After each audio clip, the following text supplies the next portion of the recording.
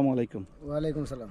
ভাই এই যে আপনার জমিনে প্রচুর পরিমাণ টমেটো আমরা দেখছি যে পেকে একদম নষ্ট হয়ে যাচ্ছে। আপনারা এগুলা বাজারে নিয়ে বাজারজাত করছেন না কেন?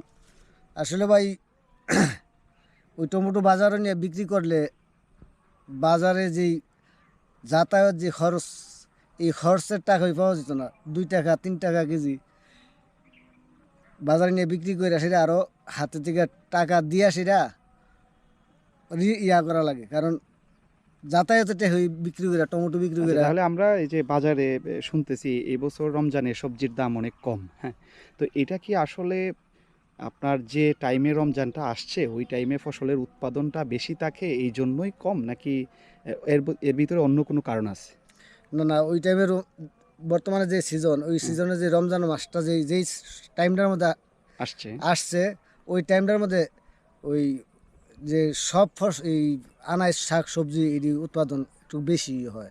আর এই সময়টার মধ্যে আসলে একটু খাওয়াও কম, আচ্ছা, আচ্ছা। যার কারণে এই তাহলে মূল্যটা একটু। ভাই যেটা বলতে হুম, চাচ্ছেন এই সময়ে মানুষ হচ্ছে খাচ্ছে কম এবং হ্যাঁ। হচ্ছে একদম এখন যে বোর সিজন, হুম হুম। যে ফল ফসলের যে বোল সিজন যেটা আমরাকে বলি শাকসবজি এবং প্রচুর পরিমাণে উৎপাদন হয় এই টাইমটাতে হচ্ছে আমাদের রমজানটা আসছে, যার রমজানটা কারণে আসছে, হ্যাঁ। এই যে শাকসবজির দাম যেটা আমরা কম বলতেছি মূলত হচ্ছে কারণটা এটাই। ঠিক এটি আচ্ছা, এটি থ্যাংক ইউ ভাই, আমরা দোয়া করব আপনি যাতে আপনার সবজির ভালো দাম পান। জি ভাই। জি, সালামু আলাইকুম।